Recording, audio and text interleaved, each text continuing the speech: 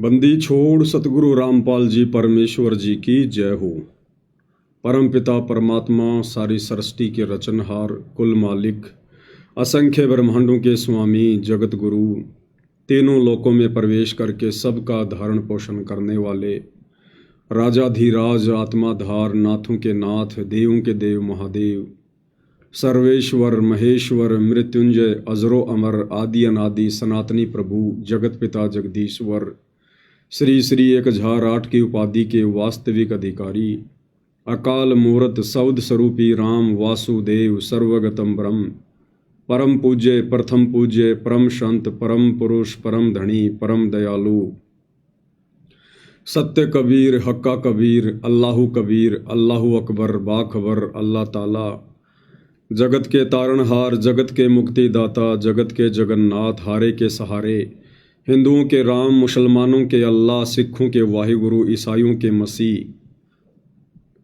दया के सागर दया निधि करुणा के सागर करुणा निधि स्वयंभू परिभू संकट मोचन कष्ट हरण मंगल करण दुख भंजन अविगत कबीर निर्विकार निर्विषम परमात्मा अलय अलेख सतगुरु आदि अनादि सतगुरु असली मर्यादा पुरुषोत्तम असली राम असली कृष्ण असली घनश्याम असली मुरारी राजाओं के राजा महाराजाओं के महाराजा शहंशाहों के शहंशाह सम्राटों के सम्राट भगवानों के भगवान अल्लाहों के अल्लाह प्रभुओं के प्रभु मसीहाओं के मसीह सच्चे वाहिगुरु बाबाओं के बाबा पीरों के पीर सेठों के सेठ जगत सेठ सावड़सा सेठ सर्वगुण संपन्न अनंत कोटि कलाओं के स्वामी अनंत कोटि ब्रह्मांडों के नायक योगियों में महायोगी ध्यानियों में महाध्यानी सिद्धों में परम सिद्ध ज्ञानियों में तत्व ज्ञानी ब्रह्म ज्ञानी महाज्ञानी परम ज्ञानी सर्वश्रेष्ठ ज्ञानी विज्ञानी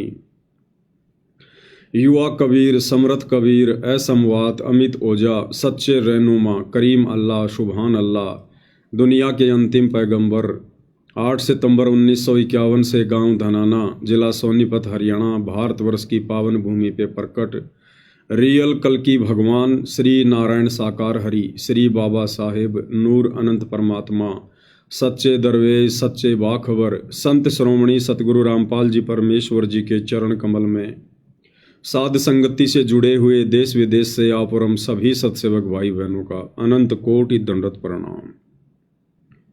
सत्साई भाई और बहनों, बहुत बड़ी दया बहुत बड़ी मेहर पूज्य गुरुदेव भगवान की परमेश्वर रामपाल जी की, जिनके शुभ आशीर्वाद से विशेष आशीर्वाद से आप और हम सभी साध संगति से जुड़े हुए सत्सेवक भाई बहन अपनी आत्मा के कल्याण हेतु हर प्रकार से मर्यादाओं में रहते हुए गुरु को प्रसन्न करते हुए ज्ञान को आधार बनाकर मोक्ष मार्ग की तरफ निरंतर आगे की ओर ही बढ़ रहे हैं। भाई और बहनों, इस कलयुग की बिचली पीढ़ी में ये जो परम सौभाग्य आप और हम चंद आत्माओं को प्राप्त हुआ है साध संगति से जुड़कर सतगुरु की महिमा करने का, परम सौभाग्य भाई और बहनों बहुत ही कम आत्माओं को मिल पाता है, बहुत ही कम आत्माओं को। और जो आत्माएं आज सतगुरु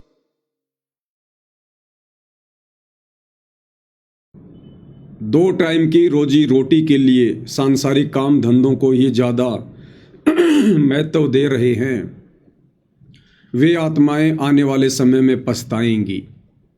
जो आत्माएं वर्तमान में मर्यादाओं को अधिक महत्व ना देकर और अपनी भौतिक इच्छाओं की पूर्ति में धन ज़्यादा से ज़्यादा कमाने में लगी हुई हैं, भाग दौड़ में पड़ी हुई हैं, वे आत्माएं आने वाले समय में बहुत ज़्यादा पछताएंगी, क्योंकि सतगुरु महिमा का ये मौका भाई और बहनों आगे नहीं मिलेगा। सतगुरु के धरती से जाने के बाद पृथ्वी से चले जाने के बाद हम चाहे उनकी कितनी महिमा कर लें कितना ही गुणगान कर लें, हमें वो अमोलक वस्तु प्राप्त नहीं हो सकती जिस अमोलक वस्तु यानी मोक्ष के लिए हम युगों युगों से भटक रहे हैं। इसलिए हमने वर्तमान में जितना हो सके भक्ति के साथ साथ सतगुरुदेव की महिमा भी करनी चाहिए। आप जी सोशल मीडिया पर देखते हैं दुनिया भर के लोग यूट्यूब पर चैनल बनाकर, फेसबुक पर पेज बनाकर, अन्य सोशल मीडिया प्लेटफॉर्म पर अपने अकाउंट खोलकर और अपने उन धर्म गुरुओं की दिन रात बड़ाई कर रहे हैं, प्रशंसा कर रहे हैं, वीडियो बना रहे हैं, जो धर्म गुरु नकली हैं, जिन्हें शास्त्रों का ज्ञान नहीं है, जिन्हें भक्ति मार्ग का ज्ञान नहीं है। उसके बावजूद भी वो श्रद्धालु अपने उन गुरुओं को श्रेष्ठ मानकर, परम संत मानकर, परमात्मा मानकर और दिन रात उनकी महिमा में लगे हुए हैं। तो भाई और बहनों, आप और हमें तो पूर्ण परमात्मा मिले। पूर्ण परमात्मा सारी सृष्टि के मालिक है। उन नकली धर्म गुरुओं के भी गुरु, उनके भी भगवान, उनके भी परमात्मा, जगत गुरु। लेकिन यहां काल ने संगत को बंदिशों में बांध रखा है, संगत को डरा रखा है, भयभीत कर रखा है कि यदि तुम लोगों ने सतगुरु की महिमा की, सतगुरु महिमा के शब्द गाए या ज़्यादा ज्ञानी बनने की कोशिश की तो तुम्हें गुरुद्रोही डिक्लेयर कर दिया जाएगा, तुम्हें शतलोक आश्रमों में नहीं आने दिया जाएगा, पीला पर्चा निकाल कर तुम्हारी नो एंट्री कर दी जाएगी। तो काल ने 90% संगत को पूरी तरह से भ्रमित कर रखा है और साथ में भयभीत भी कर रखा है। तो ये अनमोल मौका जो गुरुदेव भगवान ने हम इस डर और भय से बाहर निकाल कर इन शतलोक आश्रमों की बेड़ियों से स्वतंत्र रख कर, इन कोऑर्डिनेटरों की गुलामी से बाहर रख कर, जो मौका गुरुदेव भगवान ने आप और हम सत्सेवक भाई बहनों को दिया है स्वतंत्र होकर भक्ति करने का, निर्भय होकर सतगुरु की महिमा करने का, ये भाई और बहनों अनमोल है, अनमोल। तो हमने इसका जी भरकर फायदा उठाना है, जी भरकर हमने इसका लाभ उठाना है। और ये लाभ हमें भाई और बहनों उसी समय मिलेगा सतगुरु महिमा का, जब हम सतगुरु को परमात्मा के रूप में देखेंगे। अगर भगत के मन में जरा भी कच्चापन रहा, जरा भी दोष आया कि हो सकता है मेरे गुरुजी तो कबीर जी के अवतार हैं, हो सकता है मेरे गुरुजी को कबीर जी ने सतलोक से भेजा है, हो सकता है मेरे गुरुजी तो कबीर जी के दास हैं, उनकी प्यारी आत्मा हैं, मेरे गुरुजी तो कबीर जी के हंस हैं, उनके वंश हैं, उनके अंश हैं। अगर जरा भी दोष आ गया, जरा भी, तो भाई और बहनों हम चाहे कितनी महिमा कर लें, कितने शब्द गा लें, कितनी भक्ति कर लें, हमें मोक्ष प्राप्त नहीं हो पाएगा। बाकी जैसी भक्ति हम करेंगे, जितना दान धर्म हम करेंगे, वो परमात्मा हमें इस जन्म में या किसी अन्य जन्म में अवश्य देगा, क्योंकि परमात्मा कभी किसी का रखता नहीं है। लेकिन मोक्ष प्राप्ति के लिए, सदा सदा के लिए जन्म और मरण से छुटकारा प्राप्त करने हेतु हमने सतगुरु को ही परमेश्वर के रूप में हृदय से ज्ञान को आधार बनाकर आत्मा से मानना पड़ेगा। और कबीर परमेश्वर जी के सतभक्ति मार्ग में उनके अलावा दूसरा कोई गुरु, सतगुरु, तत्वदर्शी संत नहीं होता है। कबीर परमात्मा सतलोक से चलकर वेदों में वर्णित उन परमाणु के आधार पर कबीर परमेश्वर सतलोक से चलकर गति करके स्वयं ही एक मनुष्य के बच्चे के रूप में धरती पर प्रकट होते हैं, लीला करते हैं, चरम दृष्टि को धोखा देते हुए एक आम जन जैसी भूमिका करते हैं। और फिर जब वे अपना तत्व ज्ञान प्रचार करते हैं तो तत्व ज्ञान प्रचार करने का उनका उद्देश्य यही होता है कि इस ज्ञान को आधार बनाकर आत्माएं मेरी पहचान करें। अगर वो परमात्मा जबरदस्ती अपना कोई रूप दिखा देगा, कोई चमत्कार दिखा देगा या मुंह से कह देगा कि मैं कबीर हूं, तो भी हम उन्हें नहीं स्वीकार करेंगे। इसलिए परमेश्वर तत्व ज्ञान का प्रचार प्रसार करते हैं, सृष्टि रचना की जानकारी देते हैं और आत्माओं को इतना विवेकी बनाते हैं, इतना ज्ञानी और दृढ़ बनाते हैं कि समय आने पर आत्माएं यानी भगत अपने गुरु को पहचानने लगते हैं कि हमारे गुरु कोई आम संत नहीं है, माँ के गर्भ से जन्म लेकर आए हुए कोई प्राणी नहीं है, कोई जीव नहीं है, कोई इंसान नहीं है। और ना हम अपने गुरु को कभी सौपन में मानुष मानने की गलती करें। परमात्मा कहते हैं, गुरु मानुष कर जानते वो नर कहिए अंध, वह दुखी संसार में आगे काल के फंदे। जो अपने गुरु को अपना जैसा मानुष मानते हैं, मनुष्य मानते हैं, अपने की तरह माँ के गर्भ से जन्म लेकर बाहर आया हुआ एक जीव मानते हैं, कहते हैं वो तो ज्ञानहीन है, वो तो अंधे की श्रेणी में है, उन्हें तत्व ज्ञान नहीं है। और ऐसी आत्माएं पूर्ण सतगुरु से उपदेश लेने के बाद भी वह दुखी संसार में और आगे काल के फंदे। तो भाई और बहनों, पूज्य गुरुदेव भगवान ने हमें इस काल के फंद से बचाने के लिए अपनी जानकारी देने में कि वे स्वयं ही परमात्मा हैं, कबीर देव हैं, हम आत्माओं के लिए सतलोक से चलकर आए हैं, उन्होंने ऐसी कोई भी गुंजाइश नहीं छोड़ी है। 650 साल पहले आदरणीय धर्मदास जी के माध्यम से परमात्मा ने इतना मोटा कबीर सागर लिखवाया, उसमें सारी जानकारी उपलब्ध करवाई, और वर्तमान में अपने सत्संगों में परमेश्वर ने कोई कमी नहीं रखी है संकेत करने में।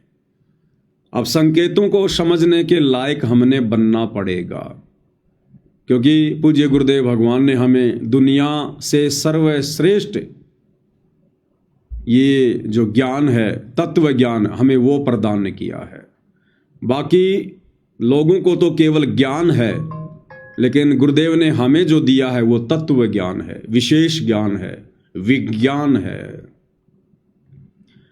और यदि अब भी हम इस तत्व ज्ञान रूपी टॉर्च की रोशनी में अपने गुरुदेव भगवान को नहीं पहचानेंगे तो धिक्कार है भाई और बहनों, आप और हमारी भक्ति पर और इस मनुष्य जन्म पर, जिस मनुष्य जन्म का मकसद ही गुरु को परमेश्वर के रूप में पहचान कर आजीवन उनकी मर्यादाओं में रहकर मोक्ष प्राप्त करने के लिए मिला है। तो हमने अब गुरुदेव भगवान के संकेतों को समझना चाहिए। और संकेत कब समझ में आएंगे? जब गुरुदेव भगवान की खुद की रजा होगी, उनकी मेहर होगी। और ये मेहर भाई और बहनों किस प्रकार से बनती है? ये 2 प्रकार से बनती है। ये मेहर कोई मार्केट में किसी दुकान पर नहीं मिलती है, रिश्वत से नहीं मिलती है। इस मेहर के 2 प्रकार हैं। पहला प्रकार हमारे पूर्व जन्मों की जो भक्ति है, जो भक्ति धन है, पूर्व जन्मों के मजबूत भक्ति संस्कार जिसके जितने ज़्यादा हैं, उस आधार से वो आत्मा तुरंत इस ज्ञान को स्वीकार कर लेती है, भक्ति पर दृढ़ हो जाती है और गुरु को परमात्मा मानने में तनिक भी देरी नहीं करती है। और जब गुरु को परमात्मा मान लिया, उसके बाद वो आत्मा दृढ़ हो जाएगी, कभी सौपन में भी मर्यादा तोड़ने की नहीं सोचेगी। तो ऐसी आत्मा पर फिर सतगुरु मेहर करते हैं, उसकी भक्ति देखकर, उसके भाव देखकर, उसकी मर्यादा देखकर। और दूसरा तरीका मेहर प्राप्त करने का, यदि हमारे जन्म जन्मांतरों के शुभ संस्कार ज़्यादा नहीं हैं, तो वर्तमान में गुरुदेव भगवान ने हमें जो शास्त्र अनुकूल सत्य भक्ति दी है, इस भक्ति को मर्यादा में रहकर करने से बहुत जल्दी हमारे शुभ कर्म बनना शुरू हो जाते हैं। तो 2 में से एक तरीका तो हमने गुरु को पहचानने के लिए, उनकी मेहर प्राप्त करने के लिए अपनाना ही पड़ेगा। बाकी हाथ पकड़िए परमात्मा किसी को भी आगे नहीं चलाएगा, हाथ पकड़ के किसी को भी धक्का मार के सतलोक लेकर नहीं जाएगा, अन्यथा फिर इनका काल के साथ किया गया एग्रीमेंट टूट जाता है। काल ने कहा था, परमात्मा आप नीचे जाओगे, इन आत्माओं को समझाओगे, आपसे मेरी विनती है, मेरी प्रार्थना है, आप किसी के साथ जबरदस्ती ना करना, बाय फोर्स किसी को सतलोक लेकर ना जाना। जो आपके ज्ञान को स्वीकार करे, मर्यादाओं में रहकर आपकी भक्ति करे, उन्हीं को सतलोक ले जाना। तो परमात्मा ने कहा कि ठीक है भाई, जो मेरे ज्ञान को ही नहीं समझेगा, जो मुझे ही नहीं समझेगा, फिर ऐसी निकम्मी आत्मा को भला सतलोक ले जाकर मैं क्या करूँगा? वो फिर से बकवाद करेगा, मुझे फिर से नीचे पटकने पड़ेंगे। तो भाई और बहनों, अब हमसे दोबारा ऐसी कोई गलती ना हो, जो गलती हम युगों युगों से सतगुरु की शरण प्राप्त होने के बावजूद भी करते ही आ रहे हैं। गुरु को मानुष मानने वाली गलती, गुरु को ना पहचान कर अपना अनमोल मनुष्य जीवन बर्बाद करने वाली गलती, तो एक छोटे से सत्संग के माध्यम से पूज्य गुरुदेव भगवान ने हमें क्या समझाया है, और इस सत्संग से हमने यही समझना है कि संकेत क्या होते हैं। परमात्मा सीधे सीधे अपने आप को परमात्मा नहीं कहेंगे। आज से पहले खूब कहा उन्होंने अपने आप को परमात्मा। सतयुग से लेकर और 650 साल पहले तक, यानी कलयुग के प्रथम चरण तक, इस परमात्मा ने सरेआम कहा, खुलेआम कहा कि हम ही अलख अल्लाह हैं, कुतुब गोश और पीर, गरीब दास खालिक धनी, हमरा नाम कबीर। सरेआम परमात्मा ने लाखों चमत्कार किए, बेहिसाब अपने भक्तों को सुख दिए, तुरंत राहत प्रदान की, आंखों के आगे जन समूह के सामने मुर्दों को जिंदा किया, किसी की कटी हुई गर्दन जोड़ी तो किसी की कटी हुई उंगली जोड़ी। बड़े बड़े राजा महाराजाओं को परमात्मा ने नतमस्तक किया। उसके बावजूद भी हम आत्माएं अपने परवरदिगार को नहीं पहचान पाई। तो परमेश्वर ने सारे फॉर्मूले अपनाकर देखे हुए हैं। इसलिए ये वर्तमान का समय पूज्य गुरुदेव भगवान ने, कबीर परमात्मा जी ने ज्ञान आधार का चुना है, हमें शिक्षित किया है, धर्मशास्त्रों से परिचित करवाया है, अपनी महिमा से परिचित करवाया है, अपने परमेश्वर होने के विषय में सैकड़ों प्रमाण धर्मशास्त्रों से दिए हैं।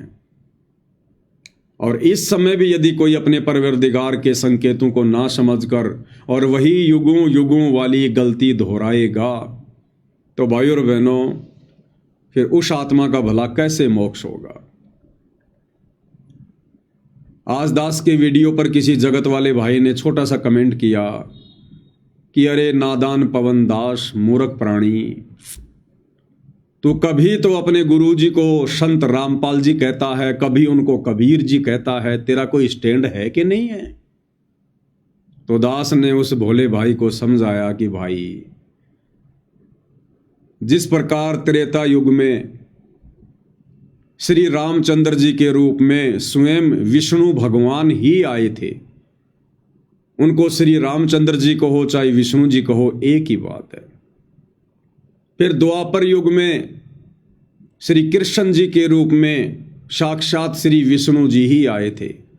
अब उनको श्री कृष्ण जी कहो चाहे श्री विष्णु जी कहो, वो एक ही शक्ति है, एक ही बात है। ठीक इसी प्रकार वर्तमान कलयुग की बिचली पीढ़ी में कबीर परमात्मा सतलोक से चलकर 8 सितंबर 1951 को गांव धनाना, जिला सोनीपत, हरियाणा, भारतवर्ष की पावन भूमि पर संत रामपाल जी नाम से स्वयं ही प्रकट है। अभी ने चाहे सतगुरु रामपाल जी कहो, चाहे कबीर भगवान कहो, चाहे सत्य पुरुष कहो, चाहे परम अक्षर ब्रह्म कहो, चाहे सारी सृष्टि का रचयिता कहो, सारे ब्रह्मांडों के उत्पत्तिकर्ता कहो, कुछ भी कहो ही ने, एक ही बात है। तो भाइयों और बहनों, पूज्य गुरुदेव भगवान ने एक छोटा सा संकेत, क्योंकि सीधे सीधे नहीं कहेंगे कि मैं ही परमात्मा हूं, लेकिन संकेतों के माध्यम से परमात्मा ने सारे खुलासे किए हैं।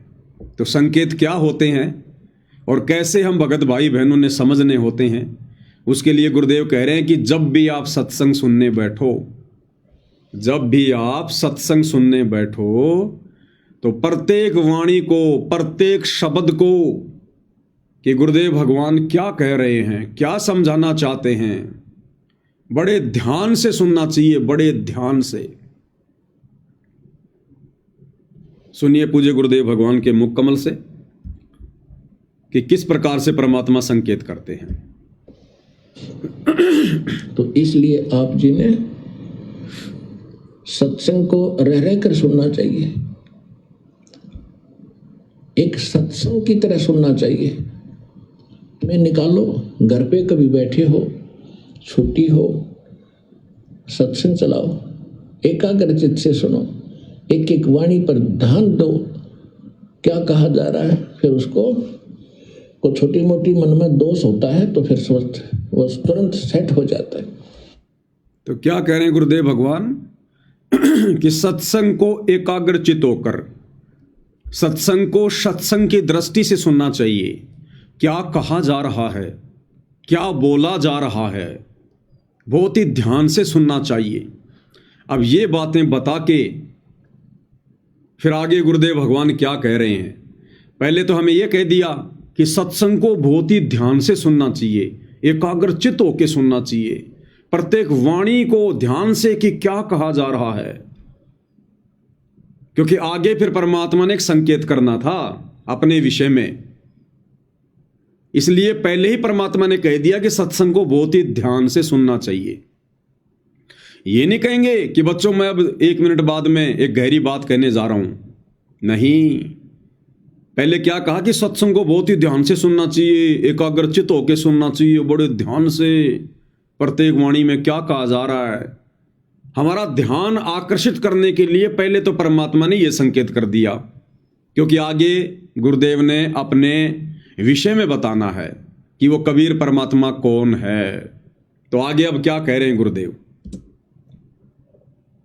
प्रश्न चल रहा है कि वो परमात्मा इस यथार्थ ज्ञान को देने के लिए स्वयं ही आते हैं। ये संकेत कर दिया फिर आगे परमात्मा ने कि प्रसंग चल रहा है कि वो परमात्मा, कौन परमात्मा? परमात्मा तो एक ही है, कबीर परमात्मा। प्रसंग चल रहा है कि वो परमात्मा अपने यथार्थ ज्ञान को यानी सत्य ज्ञान को देने के लिए स्वयं ही चलकर आते हैं। अगर वो परमात्मा अपना यथार्थ ज्ञान देने के लिए, तत्व ज्ञान देने के लिए खुद ही चलकर आते हैं, तो वर्तमान में आप और हमें सतगुरु रामपाल जी के रूप में जो महापुरुष यथार्थ ज्ञान बता रहे हैं, तत्व ज्ञान बता रहे हैं, फिर ये कौन है? क्योंकि अपना ज्ञान देने के लिए तो परमात्मा स्वयं ही चल के आते हैं। तो गुरु जी का वचन तो झूठा नहीं हो सकता, मिथ्या नहीं हो सकता। साध वचन पलटे नहीं, चाहे पलट जाए ब्रह्मांड। तो पहले तो गुरुदेव ने कहा कि सत्संग को बड़े ध्यान से सुनना चाहिए, प्रत्येक वाणी में क्या बोला जा रहा है, और आगे फिर तुरंत संकेत कर दिया कि वो परमात्मा अपना यथार्थ ज्ञान देने के लिए स्वयं ही चलकर आते हैं। अब भाई और बहनों, ये नॉर्मल सी बात लग रही होगी कि ऐसा तो गुरुजी बार बार ही बोलते हैं, हर सत्संग में बोलते हैं। अरे हर सत्संग में बोलें ना बोलें, लेकिन जो सत्यता है उसको तो हमने पकड़ना चाहिए। जिस प्रकार कबीर जी की हजारों लाखों वाणियां हैं, लेकिन आप और हमने कुछ एक वाणियां बचपन से सुनी हैं। जब हम पढ़ा करते थे 5वीं 6वीं में, तो हिंदी में कबीर जी के दोहे आते थे। कबीर बड़ा भया तो क्या भया, जैसे पेड़ खजूर, पंछी को छाया नहीं, फल लागे अति दूर। इसको हमने बचपन में खूब पढ़ा, खूब पढ़ा, खूब पढ़ा, रट लिया। अब वर्तमान में गुरुदेव भगवान के शरण में आए, हम कबीर पंथी बने, तो ये वाणी अब हमें नॉर्मल सी लग रही है। ये वाणी हमें बिल्कुल नॉर्मल सी लग रही है। क्यों? क्योंकि हमने इसको बार बार पढ़ा, बचपन से पढ़ा। अरे भैया, चाहे हमने इसको बचपन से पढ़ा या ना पढ़ा, चाहे बार बार पढ़ा या ना पढ़ा, लेकिन ये वाणी अपने अंदर जो गूढ़ रहस्य, जो ज्ञान छुपा के रखती है, वो तो है। उसको कौन मिटा देगा? इस वाणी के अंदर जो रहस्य है, जो ज्ञान है, क्या हमारे बार बार पढ़ने से, बचपन से पढ़ने से क्या वो कम हो जाएगा? तो भाई और बहनों, परमात्मा नॉर्मल तरीके से ही संकेत करते हैं, और संकेतों को हमने समझना चाहिए, क्योंकि अब गुरुदेव ने हमें तत्व ज्ञान देकर संकेतों को समझने के योग्य बना दिया है। योग्य। एक बार आप फिर से सुनिएगा शुरू से। परमेश्वर ने किस प्रकार से हमें ध्यान से सत्संग सुनने की सलाह दी, और फिर तुरंत अपने विषय में संकेत भी किया। तो इसलिए आप जी ने सत्संग को रह रह कर सुनना चाहिए, एक सत्संग की तरह सुनना चाहिए। मैं निकालो, घर पे कभी बैठे हो, छुट्टी हो, सत्संग चलाओ, एकाग्रचित से सुनो, एक एक वाणी पर ध्यान दो, क्या कहा जा रहा है, फिर उसको को छोटी मोटी मन में दोष होता है तो फिर स्वस्थ वो तुरंत सेट हो जाता है। तो प्रसंग चल रहा है कि वो परमात्मा इस यथार्थ ज्ञान को देने के लिए स्वयं ही आते हैं। सभी वेद प्रमाण करते हैं। ऋग्वेद मंडल नंबर 9 सूक्त नंबर 1 मंत्र 8 और 9 में, ऋग्वेद मंडल नंबर 9 और सूक्त 20 मंत्र 1 में, ऋग्वेद मंडल नंबर 9 सूक्त 86 मंत्र 26 और 27 में, ऋग्वेद मंडल नंबर 9 सूक्त 82 मंत्र 1, 2, 3 में, ऋग्वेद मंडल नंबर 9 सूक्त 54 मंत्र 3 में, ऋग्वेद मंडल नंबर 9 सूक्त 94 के मंत्र 1 में, ऋग्वेद मंडल नंबर 9 सूक्त 95 के मंत्र 2 में, ऋग्वेद मंडल नंबर 9 सूक्त 96 के 96 के मंत्र 16 से लेकर 20 तक और भी अनेक स्थानों पर, यजुर्वेद अध्याय नंबर 29 मंत्र 25 में और भी बहुत से स्थानों पर परमात्मा की महिमा का वर्णन है। उसमें क्या लिखा है कि वो पूर्ण परमात्मा जिसने सारी सृष्टि की रचना की है, जिसने सब जीवात्माओं को भी उत्पन्न किया है, वो ऊपर के लोक में, धूलोक माने तेजो में लोक में, उसके तीसरे पोर्शन में बैठा, टॉप मोस्ट प्लेस पे, और वहां से गति करके आते हैं और इतनी तेजी से आते हैं जैसे बिजली विद्युत आके ऊपर आकाशीय बिजली चलती है। और किस उद्देश्य से आते हैं? अच्छी आत्माओं को मिलते हैं, उनको तत्व ज्ञान से परिचित कराते हैं। किस उद्देश्य से आते हैं भाई और बहनों? क्या कह रहे हैं गुरुदेव भगवान? वो परमात्मा सतलोक से गति कर कर किस उद्देश्य से पृथ्वी पर आते हैं, प्रकट होते हैं? अपनी अच्छी आत्माओं को मिलते हैं, उनको तत्व ज्ञान से परिचित करवाते हैं। क्या उद्देश्य है? अपनी अच्छी आत्माओं को आकर मिलते हैं, उन्हें तत्व ज्ञान से परिचित करवाते हैं। अब भाई और बहनों, सतलोक आश्रमों से जुड़े हुए जितने भी हमारे गुरु भाई बहन हैं, गुरुदेव का कलयुगी परिवार, उनके बेटा बेटी, भाई बंधु, रिश्तेदार जो उपदेशी हैं, अगर हम उनकी दृष्टि से विचार करें तो ये तो अच्छी आत्मा नहीं है। ये आश्रमों से जुड़े हुए भाई बहन, चाहे वो 1 करोड़ हैं, 2 करोड़ हैं, ये तो अच्छी आत्मा नहीं है। क्योंकि गुरुदेव क्या कह रहे हैं कि परमात्मा किस उद्देश्य से आते हैं?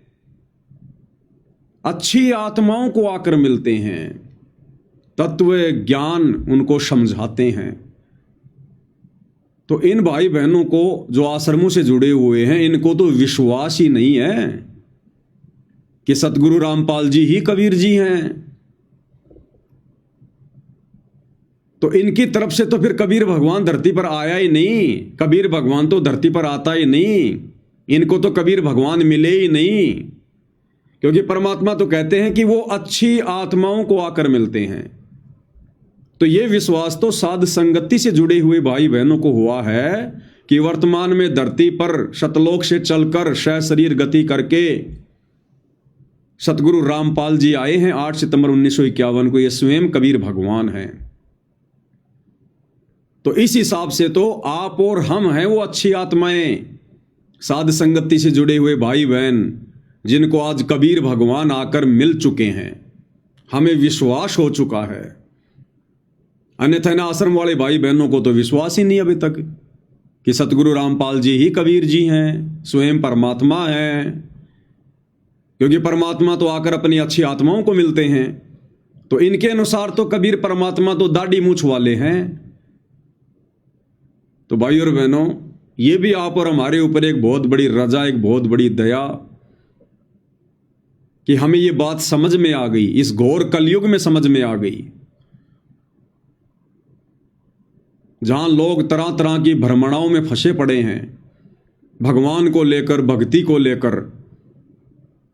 दुनिया वालों की तो बात ही क्या करें, जिनको परमेश्वर रामपाल जी ने आकर तत्व ज्ञान समझाना चाहा, जिनको अपनी शरण में लिया, वो भाई बहन भी कबीर जी कौन है, कहाँ है, इस बात को लेकर पूरी तरह से भ्रमित हैं।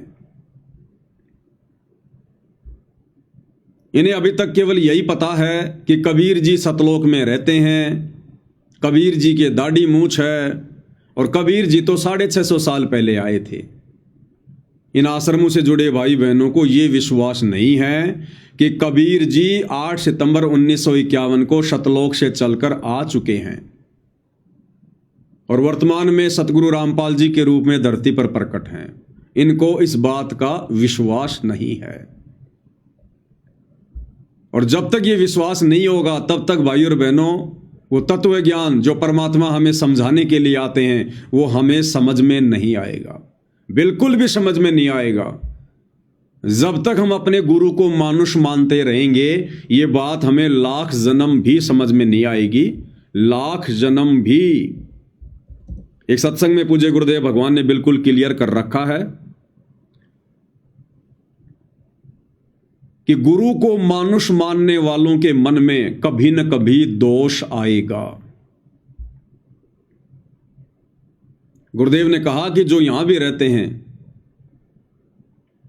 जो गुरु के निकट रहते हैं, और यदि उन्होंने गुरु को अपने जैसा ही एक मनुष्य माना तो कभी न कभी उनके मन में दोष आएगा। क्या कह रहे हैं गुरुदेव भगवान?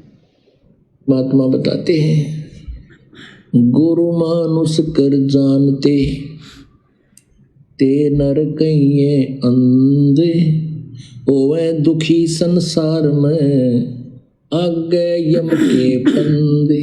गुरु को मानुष कर जानते तो ते नर कहिए अंधे, और फिर होवे दुखी संसार में, फिर काल के फंदे। पुणात्मा, हमने गुरु जी को परमात्मा मानना पड़ेगा। परमात्मा मानने से हमारी यह प्रॉब्लम सोल्व होएगी, नहीं तो नहीं हो सकती। क्लियर कर दिया गुरुदेव ने, मेन पॉइंट तो अभी बाकी है। गुरुदेव कह रहे हैं कि पुण्यात्माओं, आपने गुरु को परमात्मा मानना पड़ेगा, तब हमारी ये प्रॉब्लम सोल्व होएगी, नहीं तो नहीं होगी। कौन सी प्रॉब्लम? जन्म और मरण वाली, गधे कुत्ते सूअर बनने वाली। अगर इस प्रॉब्लम को हमने सॉल्व करवाना है तो हमने अपने गुरु को परमात्मा यानी कबीर जी मानना पड़ेगा। ये गुरुदेव भगवान अपने अनेकों सत्संगों में क्लियर कर चुके हैं, लेकिन नादान संगत काल प्रेरित है, ये बात उनके समझ में नहीं आ रही है। और जो अपने गुरु को परमात्मा मानकर भक्ति नहीं करेगा और भले उनके साथ भी रह रहा है, यानी जो दूर बैठकर गुरु को मानुष मान रहे हैं, उनकी तो बात छोड़ो, जो गुरु के 24 घंटे साथ भी रहते हैं और फिर भी गुरु को अपना जैसा मनुष्य मान रहे हैं, उनके मन में भी कभी न कभी दोष आएगा, और दोष आ गया तो वो मोक्ष प्राप्त नहीं कर पाएगा। हम अपने ही जैसा गुरु को मानने, एक मानुष रूप मान करके हम यदि उसके साथ रहेंगे तो कभी ना कभी दोष आपके मन में आवेगा। क्लियर कर दिया गुरुदेव ने। यदि हम गुरु को अपने जैसा मानुष मानेंगे और उनके साथ भी रहेंगे तो कभी न कभी मन में दोष आएगा। एक बार फिर से सुन लो क्या कह रहे हैं परमात्मा। अपने ही जैसा गुरु को मानने, एक मानुष रूप मान करके हम यदि उसके साथ रहेंगे तो कभी ना कभी दोष आपके मन में आवेगा। क्लियर कर दिया गुरुदेव ने। इसलिए हम सत्सेवक भाई बहन अपने गुरु जी को ही परमात्मा मानकर, कबीर देव मानकर, सारी सृष्टि का मालिक मानकर, और बाकी जितने भी नकली कबीर सोशल मीडिया पर हैं, गूगल पर हैं, किसी के दाढ़ी मूछ है, किसी के सर पे मोर पंख है, किसी का क्या है, कोई सूत काट रहा है, कोई ताना बाना बुन रहा है, हमने उन सभी को साइड में कर दिया। उन सभी फोटोज को हमने कचरे के डिब्बे में डाल दिया, डस्टबिन में डाल दिया कि सतगुरु रामपाल जी के अलावा जितने भी ये नकली कबीर हैं ये तो सब सोशल मीडिया वाले कबीर हैं, ओरिजिनल कबीर नहीं है। ये तो केवल हाथ से बनाए गए चित्र हैं, काल्पनिक चित्र हैं, इमेजिन हैं। ओरिजिनल कबीर सतगुरु रामपाल जी हैं। और हम सत्सेवक भाई बहनों के घरों में केवल पूज्य गुरुदेव भगवान की ही प्रतिमा मिलेगी, उन्हीं की तस्वीर मिलेगी। अगर कोई भाई बहन लॉकेट भी पहनते हैं तो दूसरी तरफ लॉकेट में गुरुजी के अलावा जो सोशल मीडिया वाले नकली कबीर दाढ़ी मूंछ वाले की फोटो है, हम उसको उतार देते हैं, फेंक देते हैं हम उसको। और हम सत्सेवकों के घरों में, हमारे दरबार में, हमारे लॉकेट में, हमारे विचारों में, हमारी बातों में, सतगुरु महिमा में केवल सतगुरु रामपाल जी भगवान ही दिखाई देंगे और किसी के लिए कोई जगह नहीं है। गरीबदास जी की हमने केवल वाणियों से मतलब है, गरीबदास जी की शकल से कोई लेना देना नहीं है।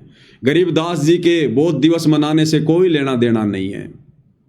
गरीबदास जी की महिमा करने से कोई लेना देना नहीं है। हमने केवल गरीबदास जी की वाणियों से मतलब है, और जिन जिन वाणियों से मतलब है वो वाणियां पूज्य गुरुदेव भगवान ने हमें निकाल कर दे दी हैं। अब गरीबदास जी का बोध दिवस मनाना फिर हमारे अधिकार क्षेत्र में नहीं है। दाढ़ी मूंछ वाले नकली कबीर, सोशल मीडिया वाले कबीर, वो कब आए थे, क्यों आए थे, कैसे आए थे, जितनी जानकारी आवश्यक थी पूज्य गुरुदेव भगवान ने उतनी जानकारी अपने सत्संगों में दे दी। अब उस दाढ़ी मूंछ वाले की फोटो को पूजना, दरबार में रखना, दीवारों पर टांगना, ये सच्चे भगत के अधिकार क्षेत्र में नहीं है। अन्यथा वो भगत फिर कभी भी पतिव्रता धर्म पर नहीं कहलाएगा, कभी भी। फिर वो व्यभिचारणी भक्ति हो जाएगी, व्यभिचारणी। एक अपने इष्ट को छोड़कर अपने ही गुरु को इष्ट रूप में मानकर पतिव्रता भगत ने भक्ति करनी होती है। अपने गुरुदेव के अलावा यदि आपने किसी और में इष्ट देखा, इष्ट यानी परमात्मा भगवान, तो फिर हम पतिव्रता धर्म पर नहीं कहलाएंगे, हम भक्ति मार्ग से फिसल जाएंगे। अपने ही गुरु को इष्ट मानकर हमने इस भक्ति को सफल करना होता है,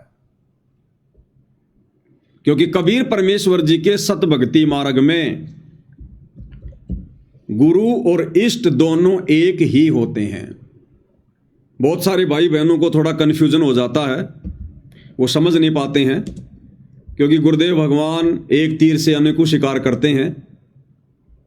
और परमात्मा कहते हैं कबीर की वाणी अटपट, कबीर की वाणी अटपटी, झटपट समझ में ना आए, और जिसको झटपट समझ में आ जाए उसकी सारी खटपट मिट जाए।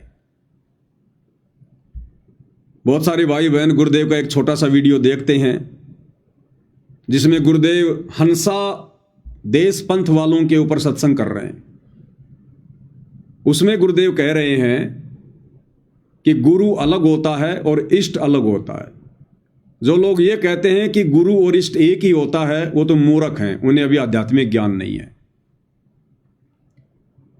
तो कुछ एक हमारे गुरु भाई बहन जो काल प्रेरित हैं, काल प्रेरणा से, क्योंकि जब काल प्रेरणा होती है तो आदमी हमेशा उल्टा सोचता है, तो वो हमारे को एक सत्संग भेज देते हैं कि देखो देखो देखो गुरुजी ने तो कह रखा है कि गुरु अलग होता है और इष्ट अलग होता है, और जो गुरु को इष्ट मानकर पूजते हैं वो तो महामूर्ख हैं। तो भाई और बहनों, इसके दो कारण हैं।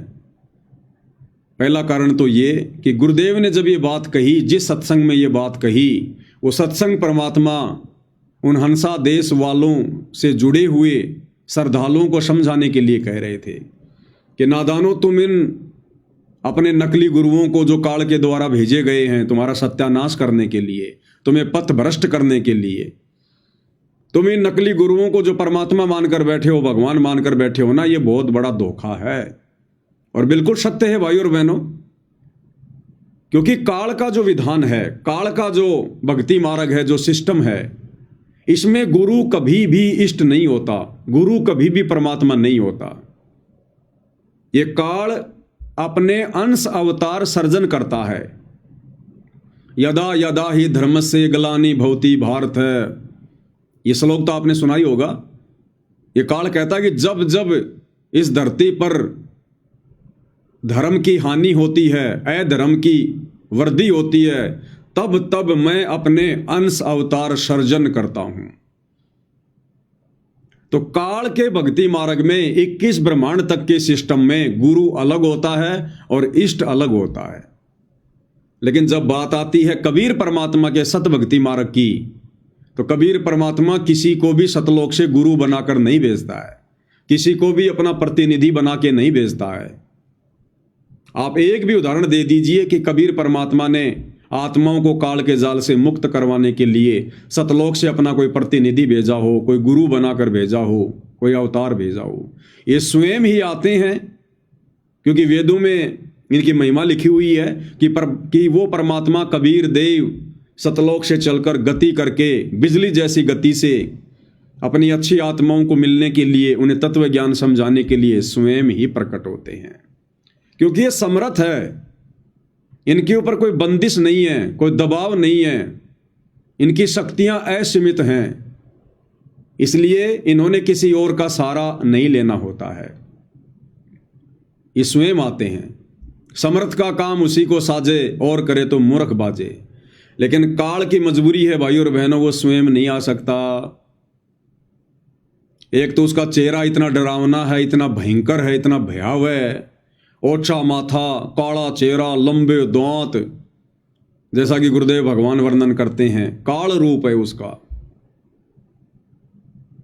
और उसको श्राप लगा हुआ है कि तू प्रतिदिन 1 लाख मानव शरीरधारी आत्माओं के सूक्ष्म शरीर से वासना निकालकर, गंध निकालकर तू खाएगा, ये तेरा भोजन है। तो इस डर से भी वो नहीं आता। अगर किसी ने मेरा चेहरा देख लिया, मेरे विधान का किसी को पता चल गया, तो मैं तो भूखा मर जाऊंगा। फिर ये ब्रह्मा विष्णु महेश भी मेरे लिए फिर ये काम नहीं करेंगे। ना ब्रह्मा जी रजोगुण के प्रभाव से उत्पत्ति का कार्य करेगा, ना विष्णु जी सतोगुण के प्रभाव से पालन पोषण का काम करेगा, और ना तमोगुण शंकर जी तमोगुण के प्रभाव से हम इंसानों को किसी भी प्रकार से, किसी भी बहाने से मार मार कर अपने पिता के पास भेजेगा। तो इसकी मजबूरी है, ये स्वयं नहीं आता है, ये अपने अंश अवतार भेजता है। ब्रह्मा विष्णु महेश में प्रेरणा करके ये आत्माएं नीचे भेजता है। लेकिन कबीर परमात्मा के सतभक्ति मार्ग में ऐसा नहीं है। वे सक्षम हैं, समर्थ हैं। सतगुरु सुंदर रूप अपारा, सतगुरु 3 लोक से न्यारा, और सतगुरु परम पदार्थ पूरा, और सतगुरु बिना न बाजे तूरा।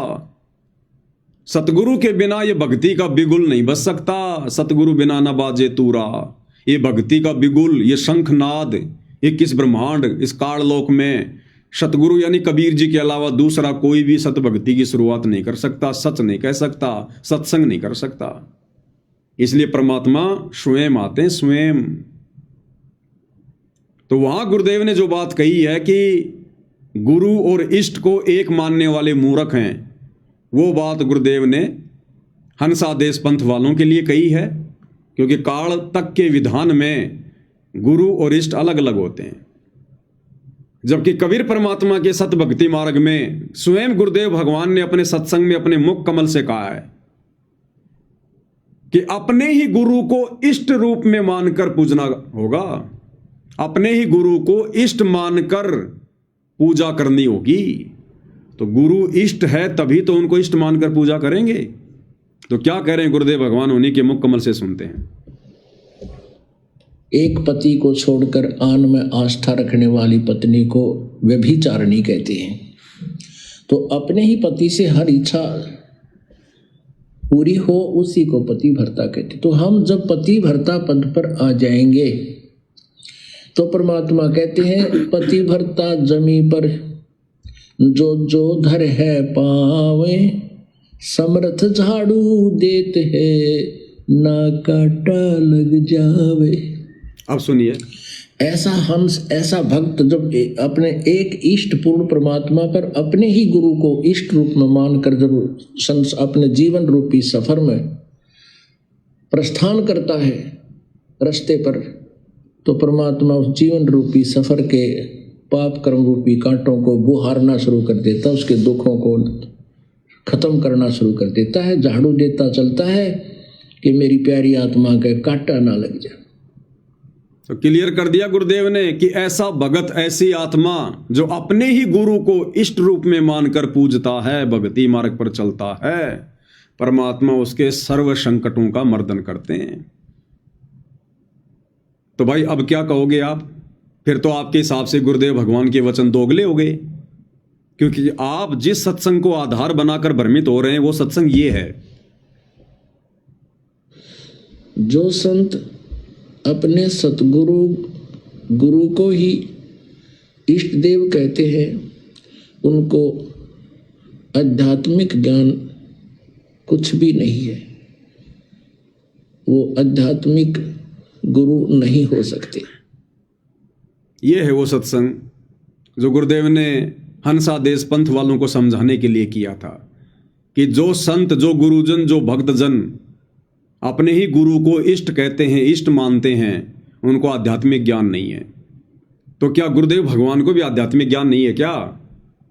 जो अभी अभी आपने सुना गुरुदेव के मुख कमल से, जिसमें गुरुदेव कह रहे हैं कि अगर भक्ति सफल करनी है तो अपने ही गुरु को इष्ट रूप में मानकर पूजना पड़ेगा। तो आप लोगों के हिसाब से तो दोगले वचन हो गए। भाई दोगले वचन नहीं है, ये संकेत हैं, समझने की आवश्यकता है। इसी को तत्व ज्ञान कहते हैं। शब्द सैन सतगुरु की पहचान है, वो पावे अटल सुहाग रे।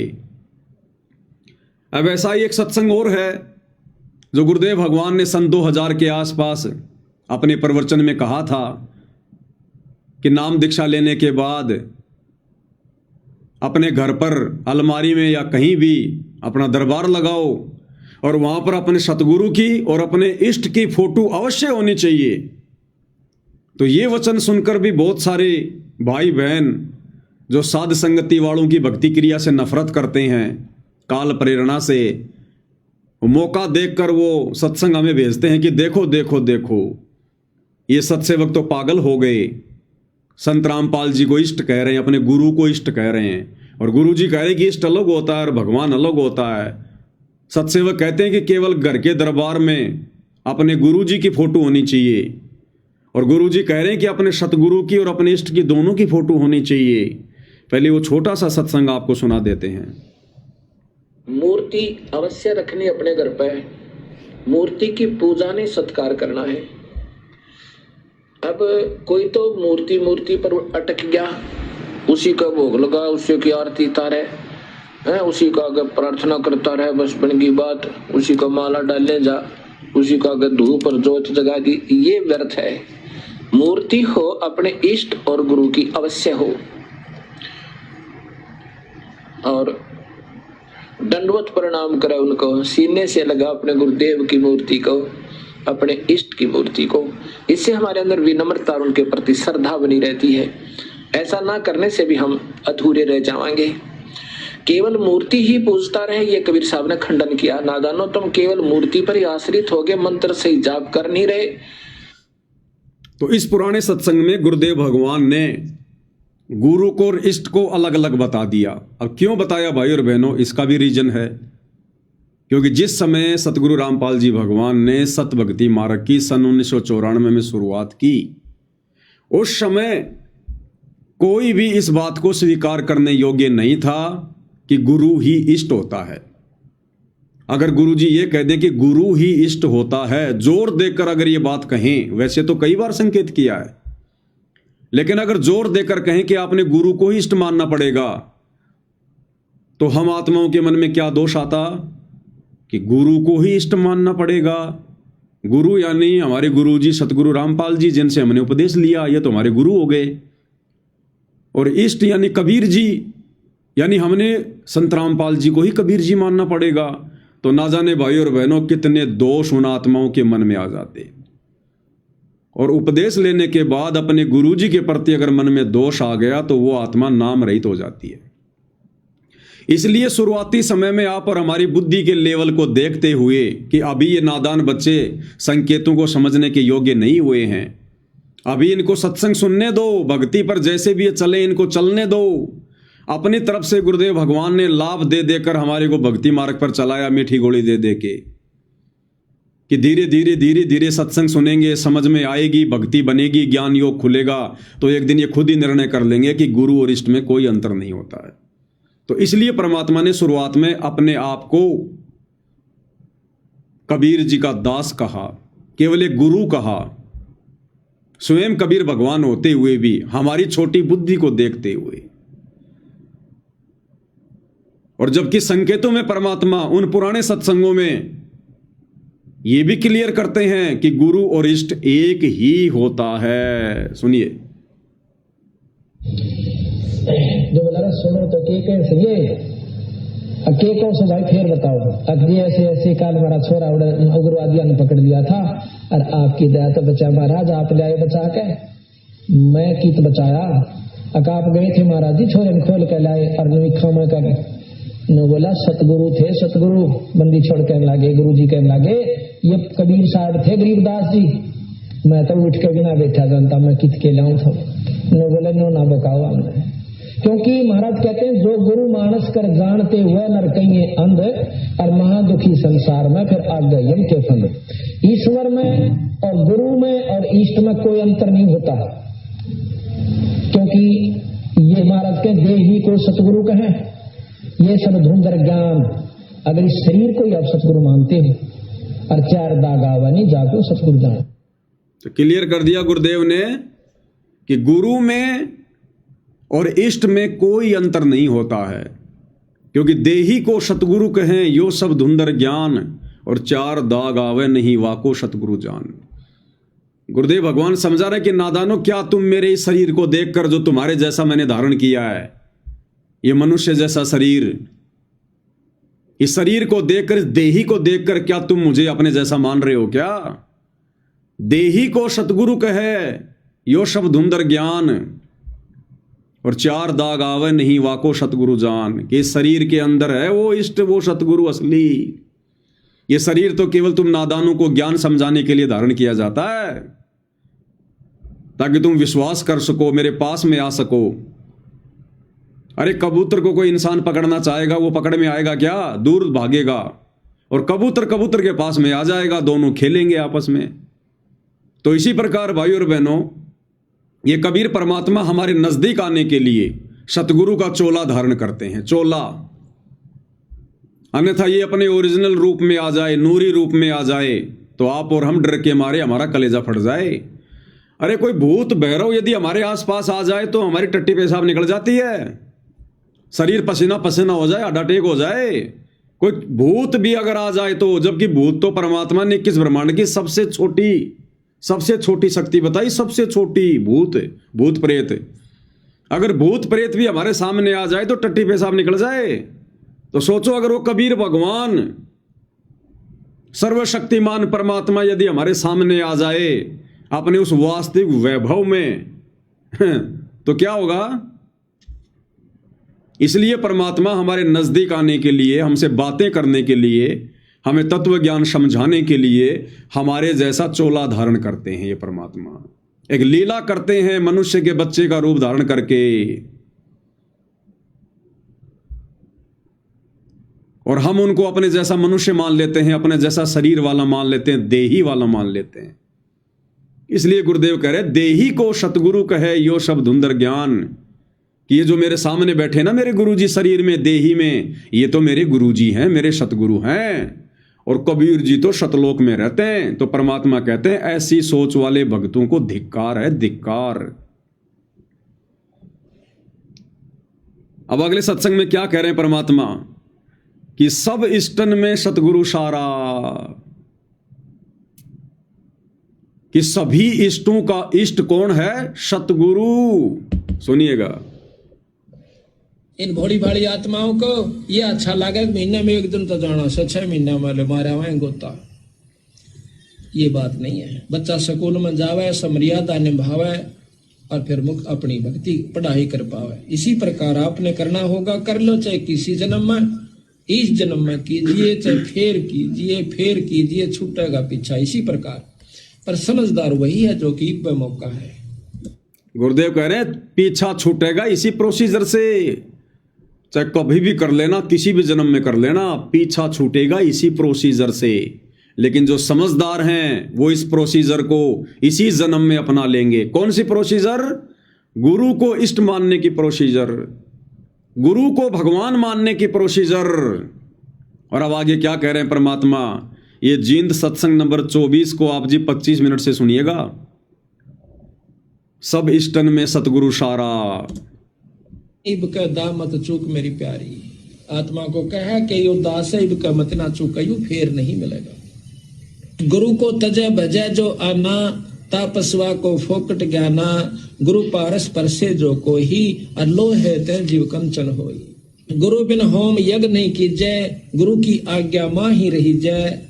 सभी इष्टन में सतगुरु सारा, सभी इष्टों में सतगुरु सारा, यानी बंदी छोड़ ही सार है। क्या कह रहे हैं? सब इष्टन में सतगुरु सारा, सभी इष्टों में, सभी भगवानों में सतगुरु ही सार है, सतगुरु ही है वो। इष्टों का इष्ट, देवों का देव, देवादि देव महादेव। तो हम अपने गुरुदेव को क्या कहते हैं? सतगुरु कहते हैं ना, सतगुरु। और सतगुरु भाई पूरी सृष्टि में एक ही है, कबीर देव। तो एक तरफ तो हम अपने गुरुदेव को सतगुरु कह रहे हैं और गुरुदेव भगवान कह रहे हैं सब इष्टन में सतगुरु सारा, यानी सतगुरु ही इष्ट होता है। फिर से सुनिएगा। मां ही रही जय। सभी इष्टन में सतगुरु सारा, सभी इष्टों में सतगुरु सारा, यानी बंदी छोड़ ही सार है। जो सुमरावे पुरुष हमारा, शरण होए शिष्य आवे कोई, सहज पदार्थ पावे सोई। गुरु सतगुरु सुरधेनु समाना, और आवे चरण मुक्ति परवाना। इसलिए फिर परमात्मा हमें एक सत्संग में समझाते हैं कि दरबार में सिर्फ अपने कबीर भगवान की ही फोटो रखनी है। क्योंकि अब इतने सारे सत्संग सुनने के बाद, इतने सारे संकेतों को सुनने के बाद, अब ये तो समझ में आ ही जाना चाहिए ना कि अब कबीर कौन है। तब गुरुदेव कह रहे हैं कि जिस प्रकार एक पतिव्रता औरत अपने बटुए में, अपने पर्स में केवल अपने पति का ही फोटो रखती है, किसी और का नहीं रखेगी, केवल एक का ही रखेगी, अपने पति का। ठीक इसी प्रकार एक पतिव्रता आत्मा अपने घर पर, अपने दरबार में केवल अपने एक परमात्मा, एक मालिक कबीर जी का ही फोटो रखेगी। क्या कह रहे हैं? ध्यान से सुनिएगा।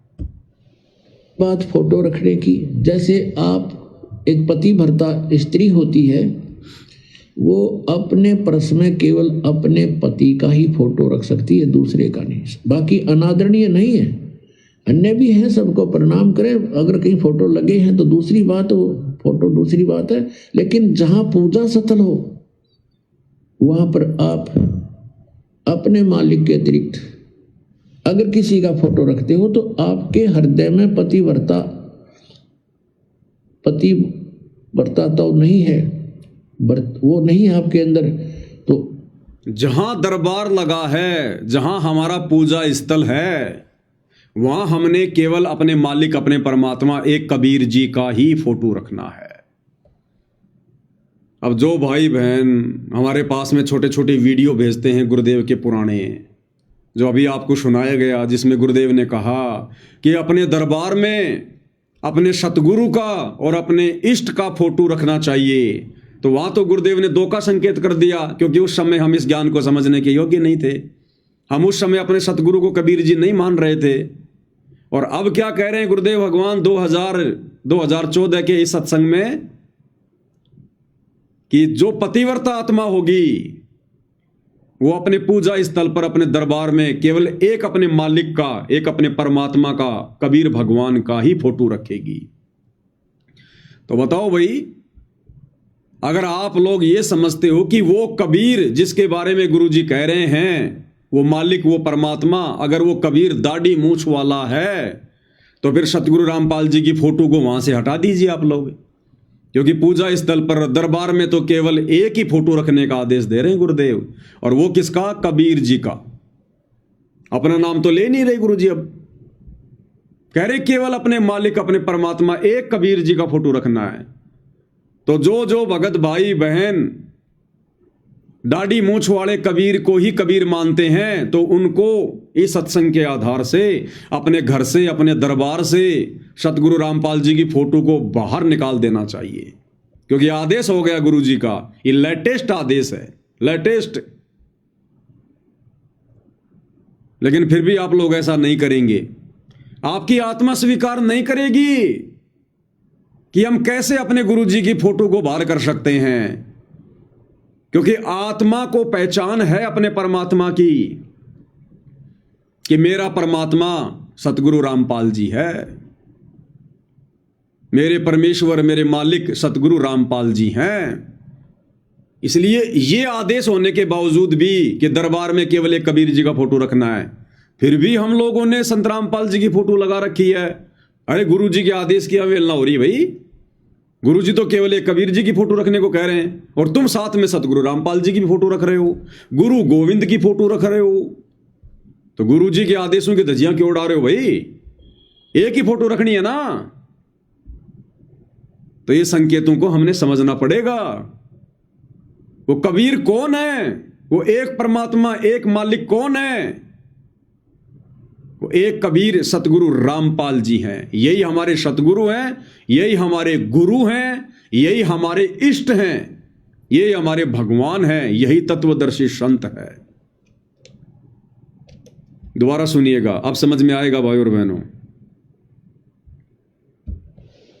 बात फोटो रखने की, जैसे आप एक पति भर्ता स्त्री होती है, वो अपने पर्स में केवल अपने पति का ही फोटो रख सकती है, दूसरे का नहीं। बाकी अनादरणीय नहीं है, अन्य भी है, सबको प्रणाम करें। अगर कहीं फोटो लगे हैं तो दूसरी बात, हो फोटो दूसरी बात है, लेकिन जहां पूजा स्थल हो वहां पर आप अपने मालिक के अतिरिक्त अगर किसी का फोटो रखते हो तो आपके हृदय में पतिव्रता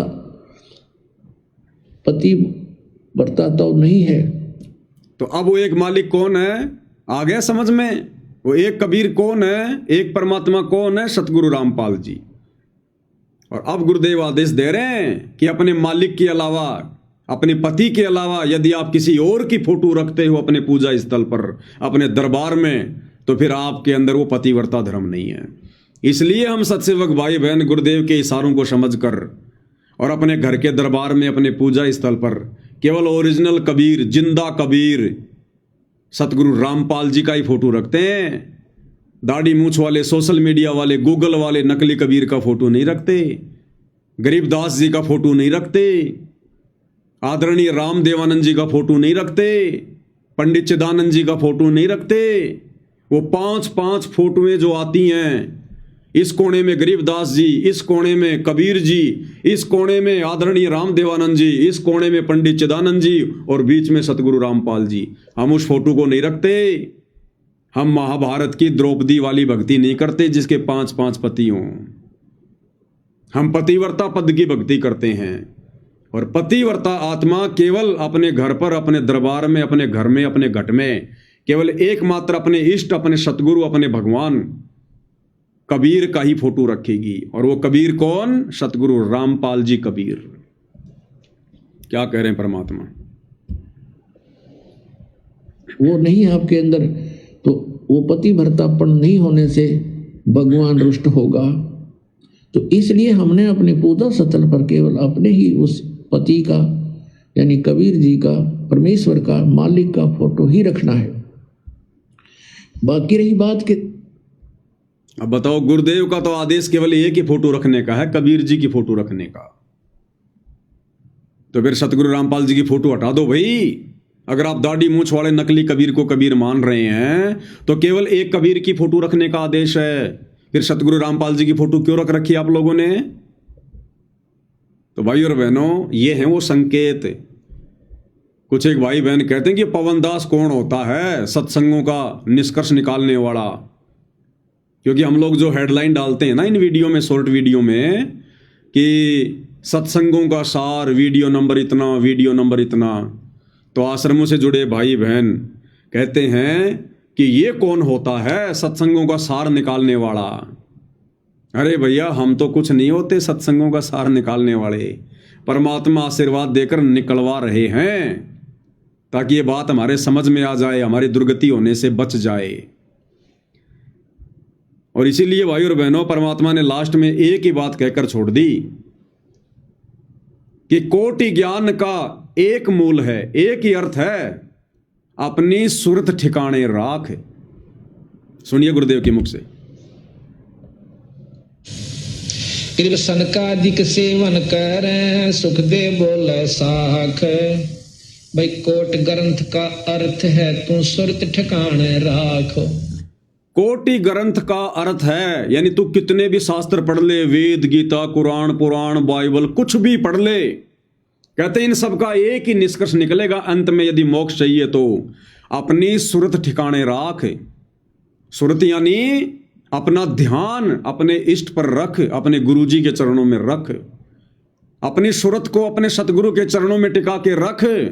उनके अलावा गलती से भी किसी और में इष्ट मत देख लेना, कबीर मत देख लेना, भगवान मत देख लेना।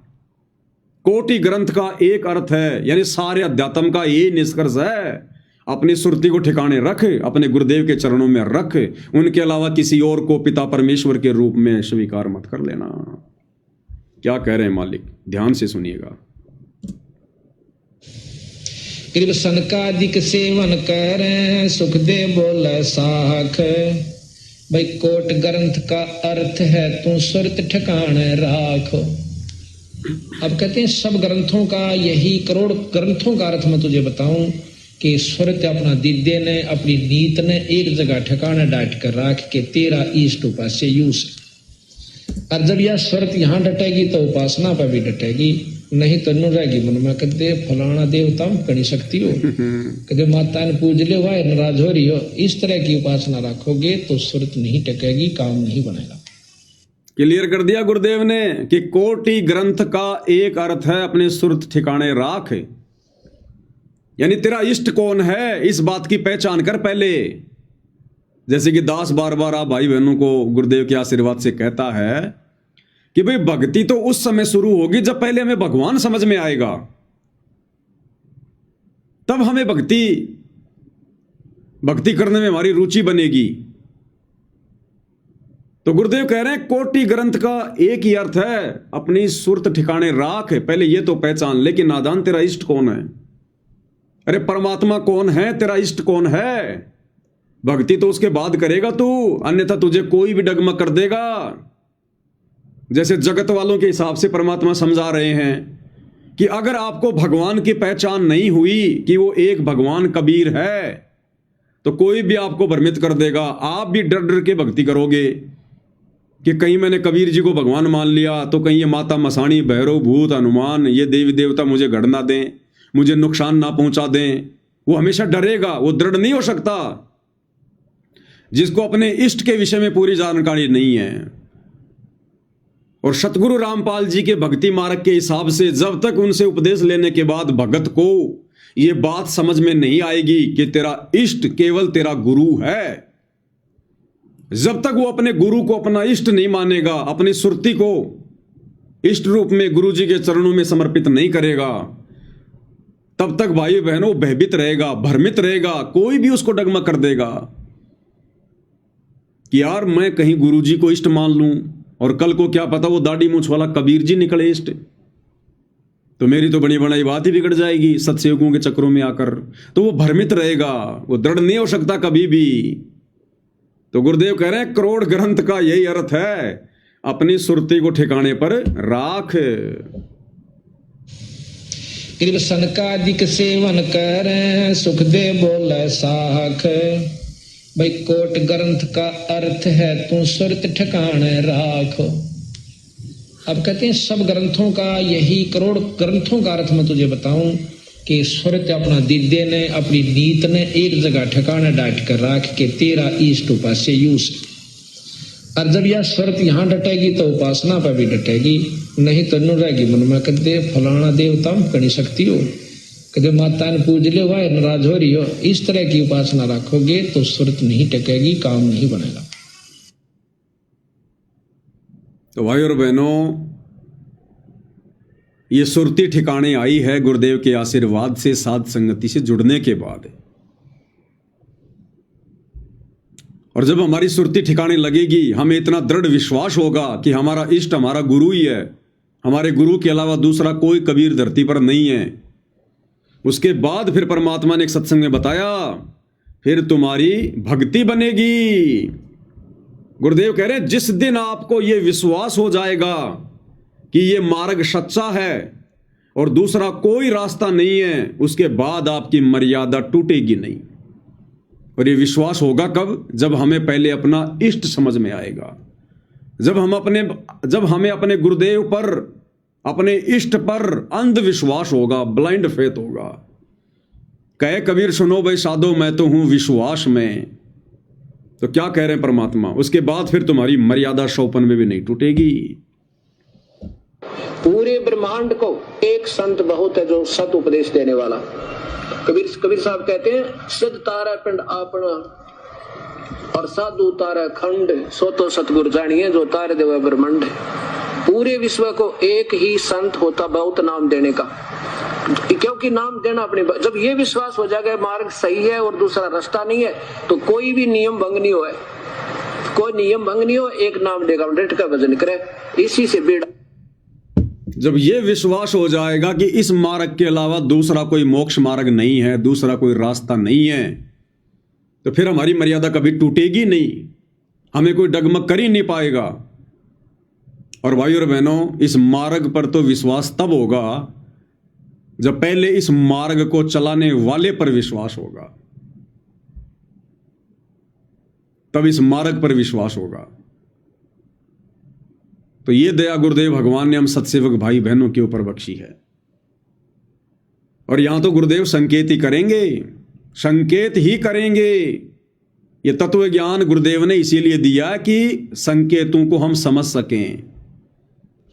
तो एक विशेष संदेश के अंदर परमात्मा ने क्या संकेत किया है, ये विशेष संदेश है। और इसमें गुरुदेव भगवान क्या कह रहे हैं कि या तो भगवान है कबीर साहिब, या मेरे गुरु भगवान, या गरीबदास जी, और चौथा दास रामपाल दास। तो क्या 4 भगवान हो गए क्या? पहले गुरुदेव की मुकम्मल से सुनिए भाई और बहनों। जय सतगुरु की संगत करते ये सकल कर्म कट जाए, ये कोई झंझट नहीं करना पड़ता। अमरपुरी पर आसन होते सतलोक में, जहाँ कोई कष्ट नहीं, जहाँ दुख ना चाहे। तो दास ये कहे, सुनिए, कि या तो भगवान कबीर साहब मेरे गुरु भगवान और गरीबदास, 3 और चौथा दास, इनके अतिरिक्त वर्तमान में दास के अतिरिक्त विश्व में किसी के पास ना वेद ज्ञान, ना गीता ज्ञान, ना कुरान और बाइबल ज्ञान, किसी को किसी प्रकार का ठीक ज्ञान नहीं। इसको कोई कहे यह मान बढ़ाई करता है, उसकी अपनी समझ है, अपनी सोच है, लेकिन यह 100 की 100 सच्चाई है। तो who is Guru, who is सतगुरु और हु इज गॉड, ये आप अच्छी तरह समझ चुके हो बच्चों।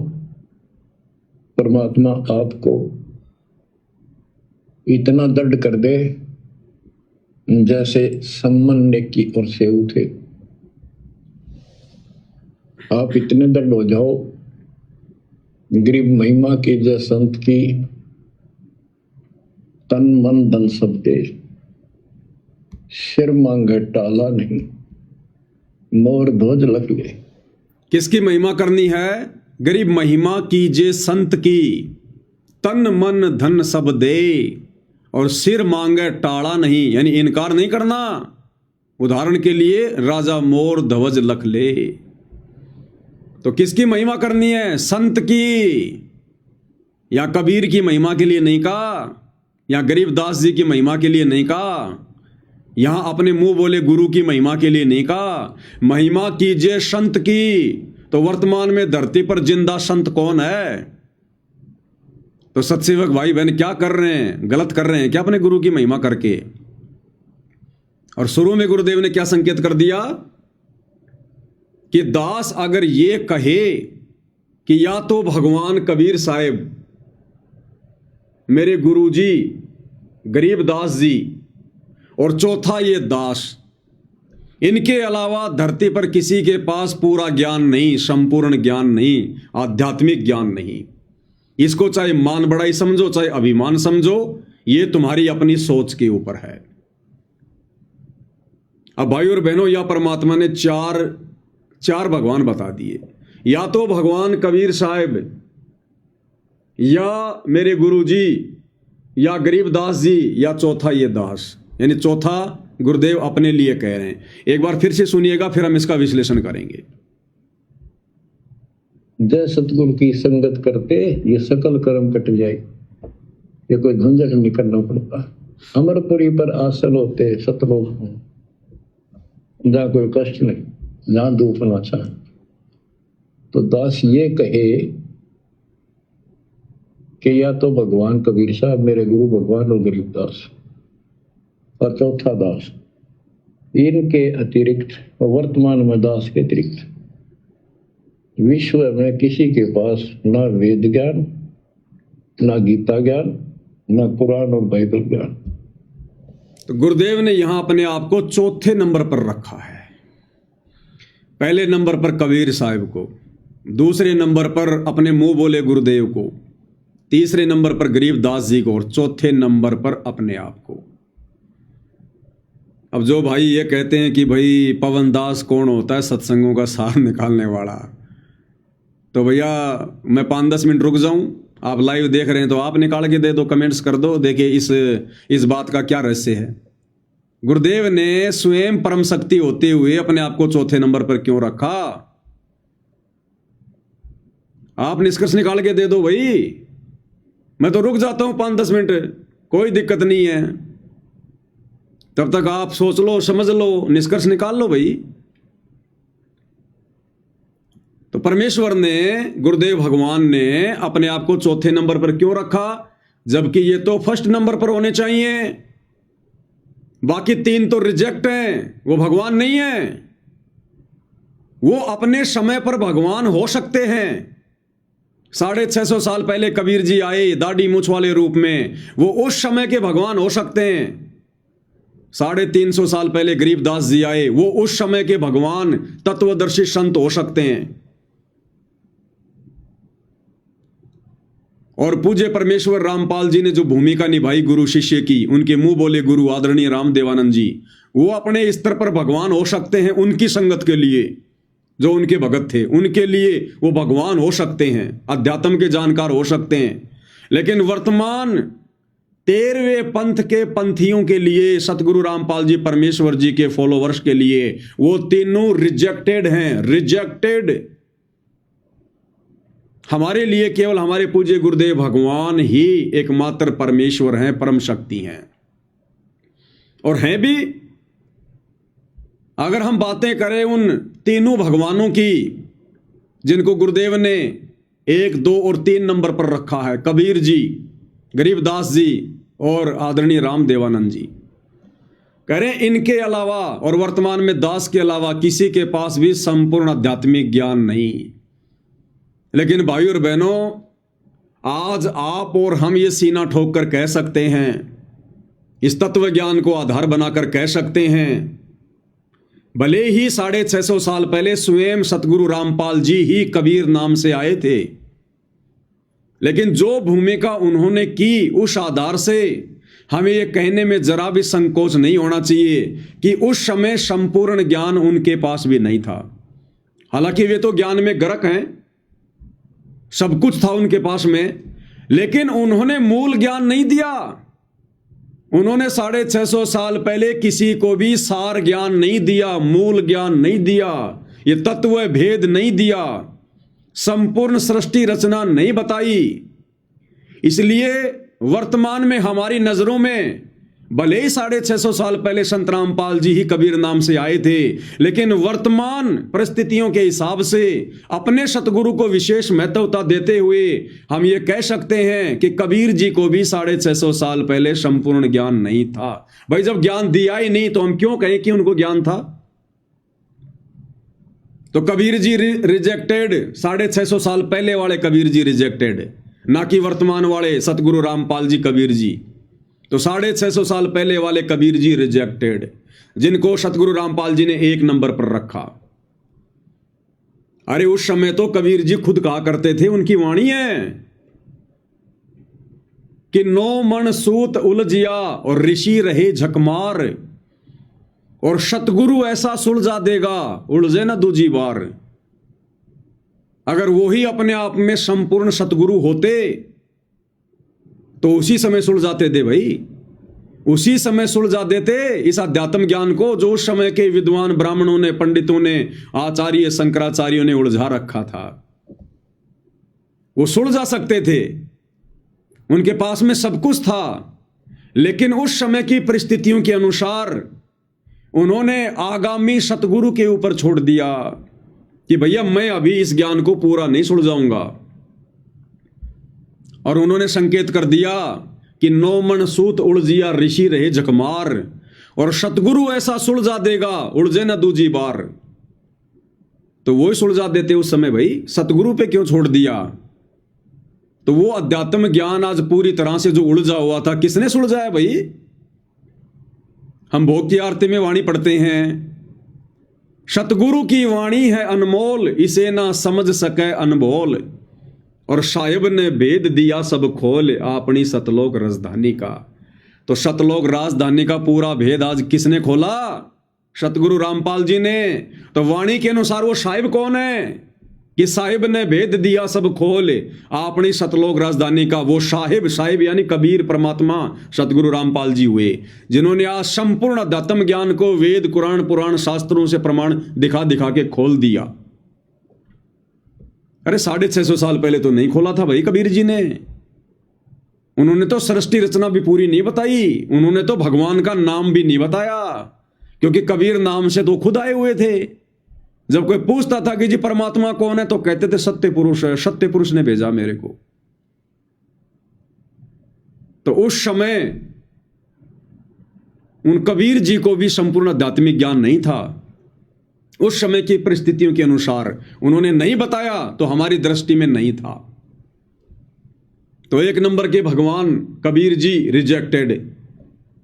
फिर दूसरे नंबर पर गुरुदेव ने रखा अपने गुरुदेव को, आदरणीय राम देवानंद जी को। अब आदरणीय राम देवानंद जी के पास में कहां से सार ज्ञान, कहां से मूल ज्ञान है?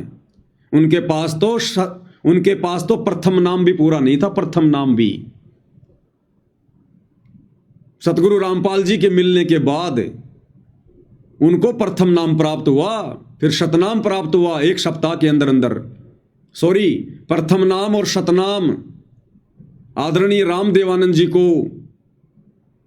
उनके मुंह बोले शिष्य सतगुरु रामपाल जी ने प्रथम नाम और शतनाम दोनों एक साथ दिए, और 1 सप्ताह के अंदर उनको सार नाम दिया। तो आदरणीय राम देवानंद जी, वो तो आप और हमारी तरह एक जीव हैं। वो तो एक भगत थे, अपनी भक्ति कर रहे थे। वो भगवान थोड़ी थे। लेकिन गुरु को महिमा देनी पड़ती है आप और हमें भक्ति का पाठ समझाने के लिए। तो पूज्य परमेश्वर रामपाल जी ने अपने मुंह बोले गुरु को दूसरे नंबर का भगवान बताया। तो आप और हमारी नजरों में वो दूसरे नंबर के भगवान आदरणीय राम देवानंद जी रिजेक्टेड। तीसरे नंबर का भगवान बताया गरीबदास जी को। तो भाई हमारी नजरों में गरीबदास जी भी पूर्ण परमात्मा नहीं थे। भले सतगुरु रामपाल जी ने ही गरीबदास जी की भूमिका निभाई थी, गरीबदास जी के रूप में सतगुरु रामपाल जी ही थे, लेकिन उन्होंने भी उस समय संपूर्ण आध्यात्मिक ज्ञान नहीं दिया, सृष्टि रचना का पूरा खुलासा नहीं किया, और अपने एक भी शिष्य को वो सतलोक नहीं ले जा पाए। एक भी शिष्य का उन्होंने उद्धार नहीं किया, एक का भी। उन्होंने हजारों की संख्या में शिष्य बनाए, और उनके 2 परम भगत थे, संतोष दास और बनखंडी दास। उन दोनों का भी उन्होंने उद्धार नहीं किया, उनका मोक्ष नहीं हुआ। तो हमारी नजरों में गरीबदास जी भी रिजेक्टेड। हमारी नजरों में गरीबदास जी भगवान नहीं है। भले वो भूमिका सतगुरु रामपाल जी ने की, कबीर भगवान ने की, लेकिन हमारी नजरों में वो भगवान नहीं।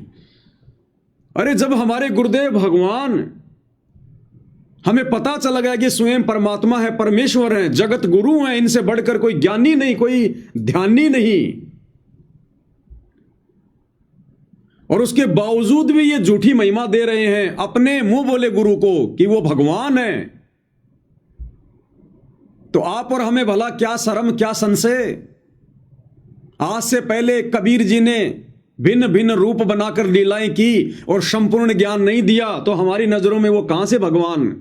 भगवान तो वो होता है जो संपूर्ण ज्ञान दे, सारा समाधान करे, आत्माओं को सतलोक पहुंचा दे। तो बताओ, कबीर जी ने 64 लाख में से एक को भी सतलोक भेजा क्या? गरीबदास जी ने हजारों में से एक को भी सतलोक भेजा क्या? आदरणीय राम देवानंद जी के 9 लाख शिष्य थे पंजाब में, क्या एक को भी सतलोक भेजा क्या? उन्होंने तो आगे चलकर यह क्लियर कर दिया कि भाई आज के बाद संत रामपाल जी तुम सबका गुरु, मैं किसी का गुरु नहीं, जिसको मोक्ष चाहिए दोबारा से संत रामपाल जी से दीक्षा ले लो। तो काहे के भगवान होते तो खुद ना पार कर देते। अब आकर सतगुरु रामपाल जी ने बैन लगा दिया और कह दिया कि मेरे बाद में कोई गुरु नहीं, अब मेरे बाद में कोई शरीर रूप में गुरु नहीं होगा, ये गद्दी परंपरा नहीं चलेगी, केवल डीवीडी से नाम दिया जाएगा, कंप्यूटर से नाम दिया जाएगा, नूरी शरीर से नाम दिया जाएगा। अब परमात्मा ने बिल्कुल स्टॉप लगा दिया कि भैया ये तुम्हारा गुरु सतगुरु रामपाल, ये लास्ट गुरु है, लास्ट भगवान है, इस कलयुग में लास्ट पैगंबर है, ये जो भी है, तुम जो भी इसको समझ सकते हो। अब क्लियर कर दिया और अब उन्होंने आकर सारा भेद खोल दिया। साहिब ने भेद दिया सब खोल अपनी सतलोक राजधानी का। और वो नौमन सूत अध्यात्म वाला जो उलझा हुआ था, जिसके विषय में 650 साल पहले कबीर जी ने कहा था कि सतगुरु ऐसा सुलझा देगा उलझे न दूजी बार, तो आज वो सतगुरु रामपाल जी हैं, जिन्होंने सन 1994 से यह अध्यात्म ज्ञान दे देकर सारे वेदों का खुलासा कर दिया, गीता जी का खुलासा कर दिया। ये सदग्रंथ हमारे लिए पहली बनी हुई थी, पहली कक्षा की पुस्तक बना के छोड़ दी, उंगलियों पर हमारे को ज्ञान रटवा दिया, श्लोक रटवा दिए। आज ब्रह्मा विष्णु महेश भी ज्ञान चर्चा करने आए तो उनको भी मुंह की खा के जानी पड़ेगी। तो ये है वो असली भगवान, ये है असली कबीर। और भैया कबीर जी अगर पूरे गुरु होते, पूरे भगवान होते, तो 650 साल पहले अपने एक शब्द में फिर उन्होंने सतगुरु रामपाल जी के लिए क्यों कहा कि भैया मैं तो सतगुरु रामपाल जी के रूप में आकर तुम सबका उद्धार करूंगा। क्या कहा परमात्मा ने उस शब्द में, ध्यान से सुनिएगा। मन मान जा बुढ़ापा आवेगा, मन मान जा बुढ़ापा, मन मान जा बुढ़ापा आवेगा, मन मान जा बुढ़ापा, बिना भजन तेरी होवे दुर्गति, तू बड़ा बड़ा पछतावेगा, मन मान जा बुढ़ापा आवेगा, मन मान जा बिना भजन बड़ा बड़ा पछतावेगा, मन मान जा बुढ़ापा आवेगा, मन मान जा बुढ़ापा। ये कबीर जी का शब्द है, 650 साल पहले कबीर जी ने यह शब्द गाया था। और इसके लास्ट के चौपाई में कबीर जी ने क्या कहा? कबीर जी ने क्लियर कर दिया कि भैया ये संपूर्ण ज्ञान, संपूर्ण आध्यात्मिक ज्ञान, ये नौमन सूत आध्यात्मिक ज्ञान जो नकली धर्म गुरुओं ने काल प्रेरणा से उलझा रखा है, यानी भक्ति मार्ग से सबको भ्रमित कर रखा है, क्लियर कर दिया अगली चौपाई में कि वो कौन सुलझाएगा, कब सुलझाएगा, और मैं कबीर कब आऊंगा दोबारा से, और किस नाम से आऊंगा? संत रामपाल जी के नाम से आऊंगा। 650 साल पहले क्लियर। लास्ट की चौपाई में अब आप सुनिएगा क्या कह रहे हैं कबीर जी 650 साल पहले। भाई जल्दी ले ले नाम गुरु का, तुझे मनुष्य जन्म मिल जाएगा। कि नादानो, तुम फटाफट जो गुरु रूप में मैं आया हुआ हूं, जल्दी ले ले नाम गुरु का, मेरे से जल्दी जल्दी नाम ले लो, तुम्हें मनुष्य जन्म मिल जाएगा। उस कलयुग की पिछली पीढ़ी तक मैं तुम्हारी बैटरी चार्ज कर दूंगा और तुम्हें बार बार मनुष्य जन्म मिलते रहेंगे। भाई जल्दी ले ले नाम गुरु का, तुझे मनुष्य जन्म मिल जाएगा। और फिर क्या होगा? संत राम पाल तेरा सतगुरु आके तन फिर भक्ति दरड़ावेगा। राम पाल तेरा गुरु आके तन फिर भक्ति दरड़ावेगा। 650 साल पहले कहा था कबीर जी ने। लोग कहते हैं कि रामपाल जी का कहां प्रमाण है, कहां प्रमाण है? सुनिएगा। दी ले लेना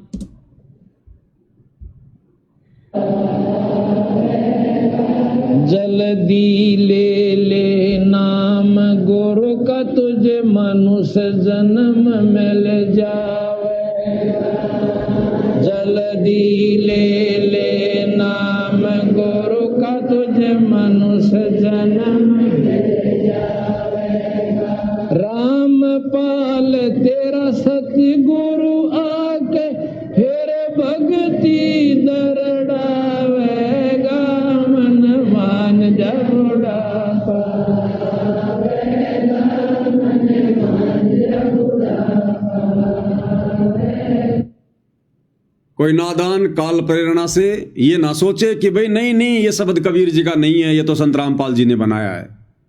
तो शब्दों को पकड़िए।